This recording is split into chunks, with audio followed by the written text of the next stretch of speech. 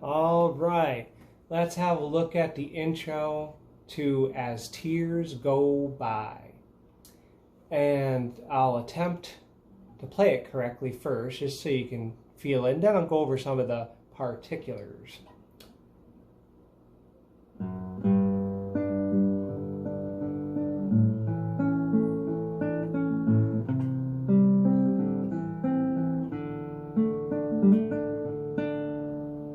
I think it goes a little faster than that, but that's how it sounds. And it'd take a little bit to get it up to speed anyhow.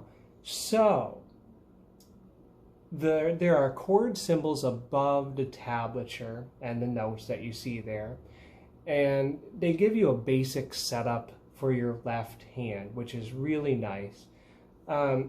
The only exception is the first one is you really can't set up for a G chord like you normally would. You can set up for a G chord with your third finger on string 2 fret 3. Then your first finger's kind of like, you know, you're going to play string 6 fret 2 instead of string 5 fret 2. So it's not really, it's a G, but it just, you know, to do it like this, sorry. Now you can put your third finger down right away on string 2 fret 3. You don't need to keep that off, and get this finger ready for string 6 fret 3, even though you're going to start off with string 6 fret 2. That's that first measure that says G on top of it. Notice after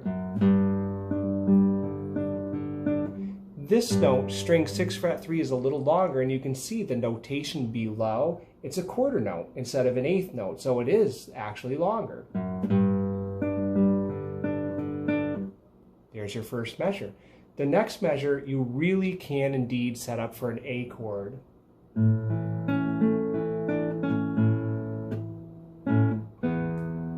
Sorry, that string's out of tune, drive me nuts. There we go. That one's pretty straightforward. There's just that one note, string 2 fret 3, that's not in the A chord, but you can just reach over with your third finger and grab it. Oops. And there's your second measure. Your third measure, you can really indeed set up for a C chord. Notice again in the notation below on the staff, there's a quarter note on the first note, string 5 fret 3. That's a quarter note, so it's a little longer. 1, 2, and 3, and 4, and be careful, there is an open string 4 in there. You just have to lift your second finger for a sec to get that note in there. There's your third measure.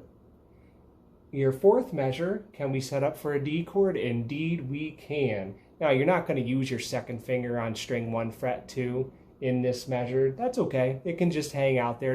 It'll make the hand feel more stable. Keep your hand still, so that's not so bad. That's the last measure. And notice again the notation, long note on open string 4, quarter note. And then you see those 16th notes with the slur. That's a little tricky, but nothing too hard. When you do the hammer on, you're going to play open string 3, and then hammer on to string 3 fret 2 with your first finger here. Notice it's not that fast. So, did I do that right? Yeah.